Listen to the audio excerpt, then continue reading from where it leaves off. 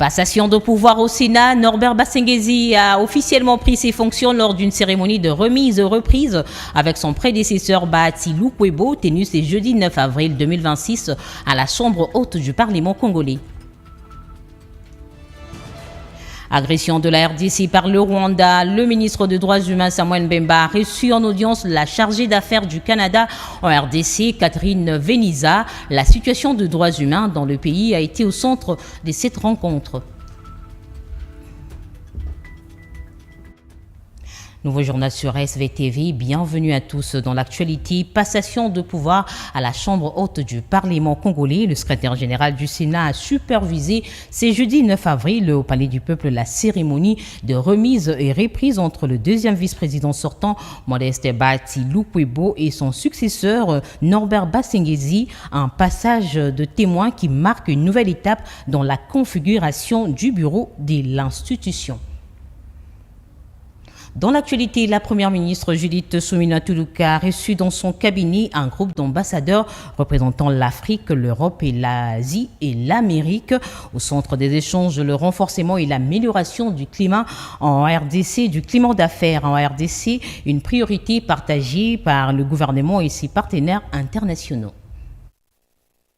La première ministre Judith Suminwa Tuluka a reçu mardi dans son cabinet un groupe d'ambassadeurs représentant l'Afrique, l'Europe, l'Asie et l'Amérique. Ces délégations étaient conduites par Angèle Samora, ambassadrice du Royaume de Pays-Bas en République démocratique du Congo. Au centre des échanges, le renforcement et l'amélioration du climat des affaires au pays, une priorité partagée par les gouvernements et ses partenaires internationaux. Les diplomates ont insisté sur la nécessité de créer un cadre propice aux investissements capable de sécuriser le projet existant, d'attirer de nouveaux investisseurs et de favoriser une croissance économique durable. Les ambassadeurs ont exprimé leur intérêt pour des investissements dans des secteurs clés, notamment l'agriculture, les mines, la logistique et d'autres domaines à fort potentiel de croissance. Oui, en fait, on est ici avec une groupe d'une vingtaine d'ambassadeurs, comme j'ai dit, de tous les pays, Belgique, Chine, l'Espagne, la Zambie, Angola.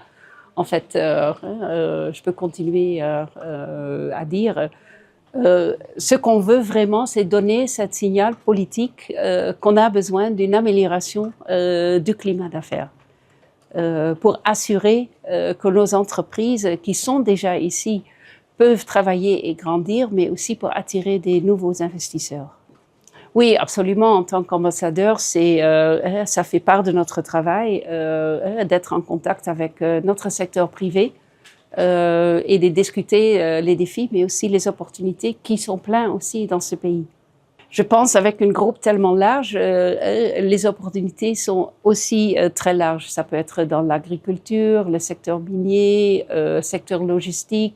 On a parlé des corridors, mais bon, tout est possible en fait. Cette rencontre illustre à nouveau la volonté de la première ministre Judith Suminwa Tuluka de positionner la République démocratique du Congo comme une destination de choix pour les investissements internationaux, tout en assurant un climat des affaires dont le retombées bénéficie aux populations. Je l'ai dit en titre, le ministre des Droits humains Samuel Mbemba Kabouya a reçu en audience ce jeudi 9 avril la chargée d'affaires du Canada en République démocratique du Congo, Catherine Veniza, pour un échange approfondi sur la situation des droits humains dans le pays, en particulier dans les zones sous occupation du Rwanda, avec ses supplétifs de l'AFC M23. Au cœur de cette rencontre, il a présenté un état des lieux préoccupant marqué par de graves violations commises principalement dans les zones en conflit. Catherine Veniza, chargée d'affaires du Canada en RDC, revient sur l'engagement de son pays face à cette agression, notamment les récentes sanctions contre le Rwanda. Certainement, j'ai eu la chance d'être reçue par Monsieur le ministre. On a pu revenir sur sa visite au Canada récemment, qui a été un grand succès.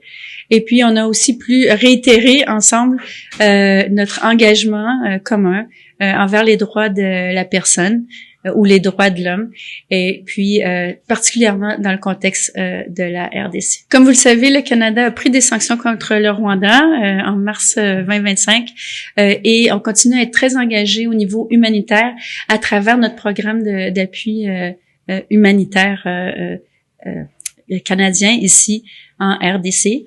On a aussi discuté avec Monsieur le ministre de sa visite au Canada et du fait qu'il souhaitait encore y retourner éventuellement, entre autres pour parler avec la diaspora congolaise. Sous l'impulsion du vice-premier ministre en charge de la fonction publique, Jean-Pierre Liaou, son jeune homme et femme venus de 4 coins de la République démocratique du Congo entament 15 mois de formation après un processus de sélection compétitif et qualitatif. Une nouvelle génération appelée à contribuer au rajeunissement et à la modernisation de l'administration publique. Il constitue la crème de crème, fruit d'une sélection rude réalisée dans la transparence pour donner la chance aux jeunes Congolais de bénéficier de mêmes droits. Ayant satisfait avec brio à toutes les épreuves, ces élèves de la 10e promotion des l'ENA ont débuté leur formation en salle le mardi 7 avril 2026. À l'occasion, le vice-premier ministre, ministre de la fonction publique, Jean-Pierre Liaou, autorité des tutelles, a fait appel aux élèves de la promotion Kimpanvita à privilégier la culture de l'intégrité et de la compétence pour répondre aux enjeux du redressement et de la modernisation de l'administration publique congolaise. Suivant les orientations de son Excellence Monsieur le Président de la République, nous sommes en train de fluidifier la mise à la retraite et donc de rajeunir l'administration publique. Mais le Président de la République a demandé à ce que ce processus de rajeunissement se fasse de manière compétitive et qualitative.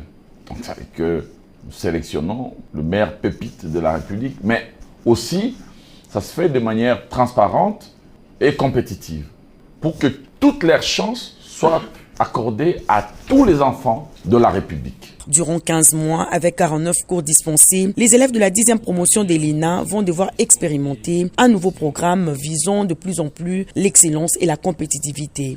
Les plus hautes autorités du pays tiennent à ce que ces processus soient les plus transparents possibles, les plus objectifs possibles, pour donner la chance à tous les meilleurs enfants du pays, à toutes les meilleures filles, tous les meilleurs fils du pays de servir l'État. Conscients de l'enjeu, les élèves de la 10e promotion dénommée Kimpanvita se sont engagés à travailler avec abnégation pour relever les défis qui se dressent devant eux avec succès. On est parti pour 15 mois, mentalement bien préparé et prêt à se lancer et à relever ce défi. Et dans le reste de l'actualité, problématique de la déconnexion entre le cours mondial du cacao et les prix locaux en République démocratique du Congo. Ce mercredi 8 avril 2026, devant le député national, le ministre du Commerce extérieur, Julien Paluku, a donné les causes exogènes et endogènes qui expliquent cette baisse.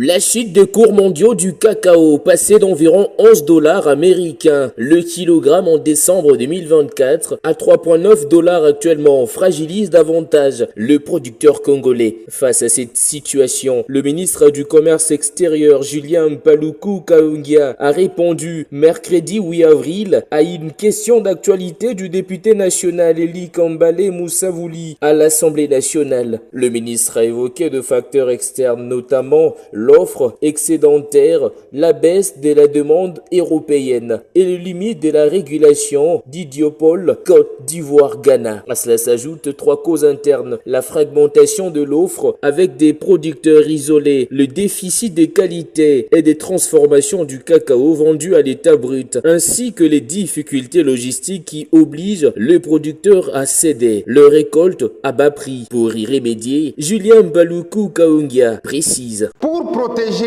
nos agriculteurs contre la spéculation, notre ministère déploie une stratégie articulée autour des 3 piliers. La diversification des marchés, la mise en conformité qualitative, l'accroissement des capacités productives, le virage vers le cacao aromatisé et la transformation.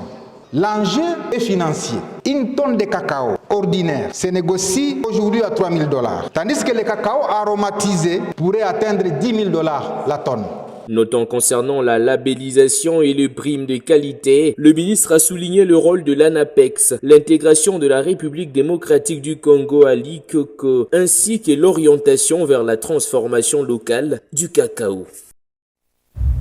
Autre chose dans ce journal, la ministre de l'Enseignement supérieur et universitaire Marie-Thérèse Sombo a signé une note circulaire historique le 3 avril dernier à Kinshasa. Ce document définit les modalités de transition pour les étudiants souhaitant basculer de l'ancien système PADEM vers le nouveau système LMD. Désormais, une analyse comparative de dossiers académiques permettra de déterminer les niveaux d'intégration de chaque étudiant, garantissant ainsi une mutation progressive et cohérente au sein des établissements publics et privés de la République démocratique du Congo. Le tribunal militaire de Kikwit a condamné mercredi 8 avril 2026 Kikalula Kanda alias Ninja à 5 ans de servitude pénale principale pour le fait qualifié de terrorisme. Le verdict a été rendu à l'issue d'une audience tenue devant la maison communale de Kazamba dans la province du Kwilu. La défense qui plaidait l'épilepsie et un état d'inconscience de l'accusé a vu son argument rejeté par le tribunal. En plus de la peine privative des libertés, le condamné devra verser 3 millions de francs congolais à titre des dommages et intérêts aux victimes. Et pour terminer, rencontre importante ce jeudi 9 avril à Bunia entre le commandant des opérations et gouverneur militaire d'Elituri et leurs messeigneurs, les évêques d'Elituri et des Kisangani. La délégation de prélats catholiques était conduite par l'archevêque métropolitain des Kisangani. La délégation est venue annoncer à l'autorité provinciale de la tenue d'ici le 26 avril prochain, au courant de la cérémonie de la prise de possession canonique du Monseigneur Emmanuel Ngoma. Un appel a été lancé pour une mobilisation générale. Face aux commandants des opérations et gouverneurs militaires de l'Ituri, s'éteignaient leurs excellences. Messeigneur l'archevêque métropolitain de Kisangani, Marcel Utembi, l'évêque du diocèse de Bunia, Dieudonné Uringi, ainsi que celui de Mahaï Nyoka, Sostemaï Koli. Ensemble, les deux parties ont longuement échangé sur les dispositions prises pour assurer la réussite de cette grande cérémonie canonique prévue à Mombasa. Cette préparation soit une affaire de tous, sur le plan politique, sur le plan militaire, sur le plan sécuritaire, mais aussi sur le plan social. Et en tant que tel, nous les évêques, nous les pasteurs, les différentes notabilités doivent s'investir pour donner chacun sa contribution. Un message pressant a également été lancé aux terroristes ADF MTN accusés de déstabiliser la province d'Ituri. Nous lançons un message fort pour que ces frères et sœurs qui sont dans l'ADF puissent se désengager. La vie humaine est très sacrée. La vie humaine doit être préservée. La leur comme la nôtre. Dans les ADF, il y a des Congolais aussi. Il n'y a pas que des étrangers. Leurs excellences, messeigneurs ont par ailleurs salué les développements ainsi que la modernisation en cours dans la ville de Bunia. La ville de Bunia grandit beaucoup démographiquement. La ville de Bunia se construit à terme d'infrastructures. Les routes, les avenues asphaltées, les immeubles de grands bâtisses. Il y a l'aéroport qui est fin prêt. Il y a l'université de Bunia qui est fin prêt aussi.